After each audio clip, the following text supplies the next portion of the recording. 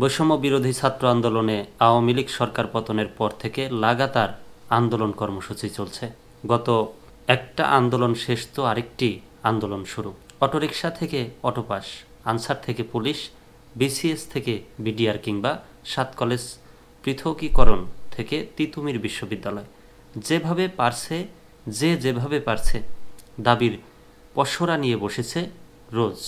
এটা আমি গতকালকেও বলেছি যে আসলে দাবি প্রতিদিনই যে যার দাবি নিয়ে রাস্তায় নামছে, রাস্তা অবরোধ করছে। কোনো না কোনো দাবি থাকছেই। পথে ঘাটে, সরকারি বেসরকারি অফিসের সামনে প্রতিনিয়ত আন্দোলন করছে সবাই। ঢাকার রাজপথ যেন দাবি আদায়ের জনপথ। কেউ শুনছে না কারো কথা, আবার আন্দোলনের যৌক্তিক কতটুকু সেটিও জানে না আন্দোলনকারীরা। সবাই চায় তাদের দাবি আদায়, কিন্তু একবারও কেউ চিন্তা করে না নগরবাসীর ভোগান্তির কথা। এমন একটা বিষয় তৈরি হয়েছে, মানে একটা ভাবার বিষয়, যে এক আন্দোলন দিয়ে সরকার পতন করে এখন রোজ প্রতিদিনই আন্দোলন দেখতে হচ্ছে সবাইকে, আন্দোলনের মুখোমুখি হতে হচ্ছে। দিনে রাতে সবসময় দাবি আদায়ের মিছিলে যেন ক্লান্ত ঢাকার রাজপথ, যার তীর্থভূমিতে পরিণত হয়েছে শাহবাগ। তবে এখন মহাখালী, গুলশান, শ্যামলী, মিরপুর, আগারগাঁও, বাড্ডা, মারহামপুরা, গুলিস্তান সহ সব জায়গায় আন্দোলন চলছে।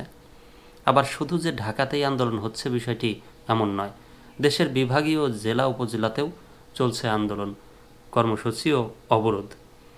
যে যেখানে পারছে সেখানেই বসে পড়ছে যৌক্তিক অযৌক্তিক দাবি দেওয়ার পসরা নিয়ে, যাতে চরমভাবে ভেঙে পড়ছে যোগাযোগ ব্যবস্থা।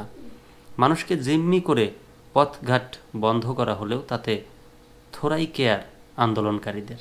শহর জুড়ে দাবি দেওয়ার বিষয়ে জানতে চাইলে ঢাকা বিশ্ববিদ্যালয়ের সমাজ কল্যাণ ও গবেষণা ইনস্টিটিউটের সহযোগী অধ্যাপক ডক্টর তৌহিদুল হক দেশ রূপান্তরকে বলেন, জনগণের ভোগান্তি সৃষ্টি করে পথে ঘাটে অবরোধ দিয়ে যারা যে দাবি আছে সেগুলো আদায় করছেন, যারা এতদিন বঞ্চিত ছিলেন তাদের জন্য সাধারণ মানুষের একটা সমর্থন রয়েছে, কিন্তু তাদের দাবিটা সঠিক কিনা সেটি আগে বুঝতে হবে।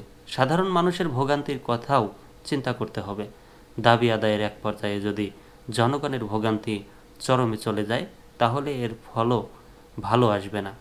সাধারণ মানুষের কথা চিন্তা করেই আন্দোলন বা অবরোধ করা উচিত বলে আমি মনে করি। 7 কলেজের সমাধান শেষে নগর জীবন যখন একটু স্বস্তির নিঃশ্বাস ফেলবে প্রস্তুতি নিচ্ছিল, ঠিক তখনই বিশ্ববিদ্যালয়ের আবদার নিয়ে ফের সরব হলেন তিতুমির কলেজের শিক্ষার্থীরা।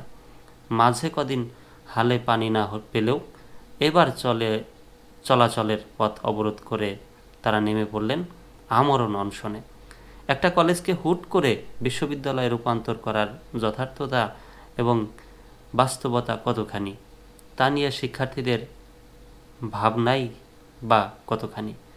দিনভর সড়ক আটকে আন্দোলন, ঘন্টার পর ঘন্টা পথচারীদের ভোগান্তি, এর শেষ কোথায় সেই বিষয়েও জানা নেই কারো। তিতুমির কলেজের কয়েক শিক্ষার্থীর সঙ্গে কথা বলে জানা গেছে, কলেজের প্রশাসনের অসহযোগিতা এবং শিক্ষার্থীদের নিয়ে তুচ্ছ-তাচ্ছিল্য করার কারণে কলেজের প্রশাসনের অসহযোগিতা এবং শিক্ষার্থীদের নিয়ে তুচ্ছ-তাচ্ছিল্য করার কারণে কলেজের গেট থেকে তারা আজ রাজপথে।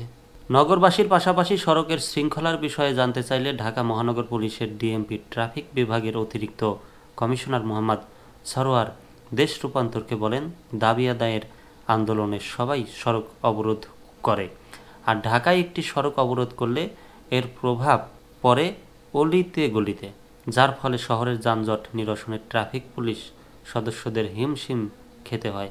দীর্ঘ যানজট সৃষ্টির ফলে নগরবাসীর পাশাপাশি ট্রাফিক পুলিশেরও চরম ভোগান্তিতে পড়তে হয়।